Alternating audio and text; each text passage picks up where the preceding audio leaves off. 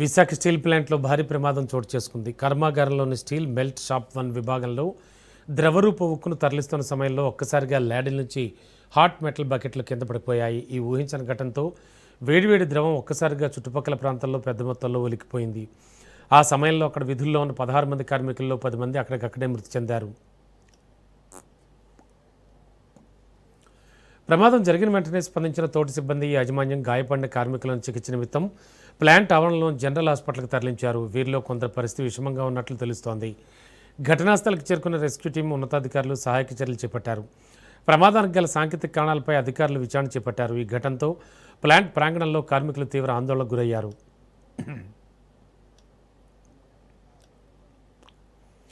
Visakha steel ప్లాంట్లో జరిగిన ఘోర ప్రమాద ఘటనపై సీఎం చంద్రబాబు దిగ్భ్రాంతి వ్యక్తం చేశారు. ప్రమాదంలో పలువురు కార్మికులు మృతి చెందినట్లు వచ్చిన సమాచారంపై తీవ్ర ఆవేదన వ్యక్తం చేసిన ముఖ్యమంత్రి ఘటనకు సంబంధించిన వివరాలను అధికారులను అడిగి తెలుసుకున్నారు. ప్రమాదం జరిగిన వెంటనే ఉన్నతాధికారులతో మాట్లాడిన సీఎం చంద్రబాబు ప్రస్తుత పరిస్థితి, గాయపడ్డ వారికి అందుతున్న చికిత్స, కొనసాగుతున్న సహాయక చర్యలపై సమీక్ష నిర్వహించారు. బాధితులకు అత్యవసర వైద్య సేవలు అందేలా చూడాలని అధికారులను ఆదేశించారు. అన్ని శాఖలు సమన్వయంతో పనిచేస్తూ సహాయక చర్యలను మరింత వేగవంతం చేయాలని సూచించారు. బాధిత కుటుంబాలకు అండగా ఉండాలని, పరిస్థితిని ఎప్పటికప్పుడు పర్యవేక్షిస్తూ అవసరమైన చర్యలు తీసుకోవాలని అధికారులకు ఆదేశాలు జారీ చేశారు.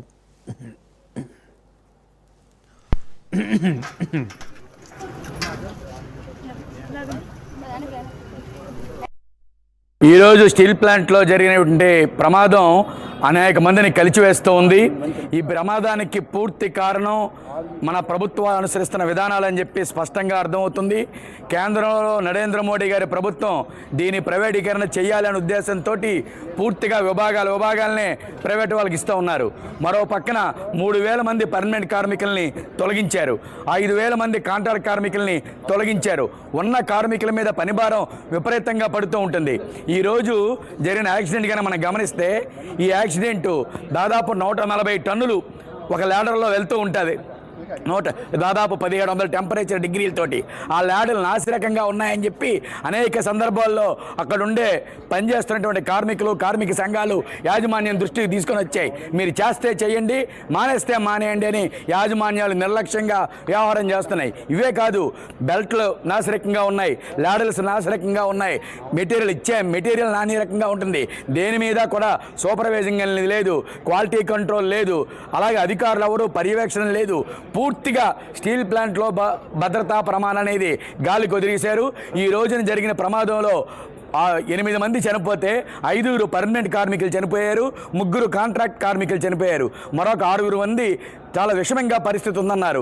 దాదాపు ఇంకో 9 మందిని గాయాలతో గాయపడ్డారు. వాళ్ళని వివిధ హాస్పిటల్కి తరలిస్తూ ఉన్నారు. కాబట్టి మేము కోరుకునేది, ఈ ప్రభుత్వం ఈ ప్రైవేటీకరణ విధానాలు కనుక ఆపకపోతే రోజుకో ప్రమాదం, రోజుకి కొన్ని 100 మందిని చనిపోవాల్సిన పరిస్థితి ఏర్పడుతూ ఉంటుంది. కాబట్టి ఈ ప్రైవేటీకరణ చర్యలు ఉపసంహరించుకోవాలి. ఉపసంహరించుకొని పూర్తిగా దాని నాణ్యతను పరిశీలించాలి. తక్కువ డబ్బులతో ఎక్కువ ఉత్పత్తి చేయండి అని ఉత్పత్తి మీద ఎక్కువ భారం పెడుతూ, కార్మికుల మీద భారం మోపుతూ ప్రజలకు గురిచేసి వాళ్ళ యొక్క ప్రాణాలను బలిగొంటున్నారు. ఈ రోజున ఇది ప్రభుత్వ హత్యలే అని చెప్పేసి మేము చెప్తూ ఉన్నాం.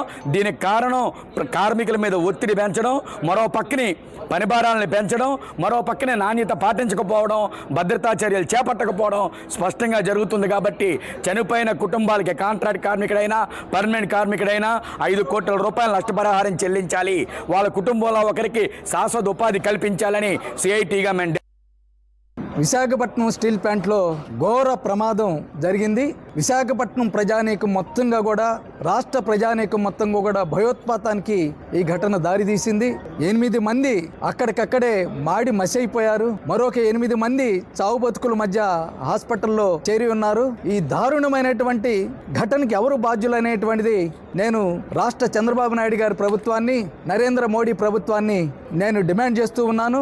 ఈ పాపం, ఈ ఘోరమైనటువంటి దుర్ఘటనకు కారణం నరేంద్ర మోడీ.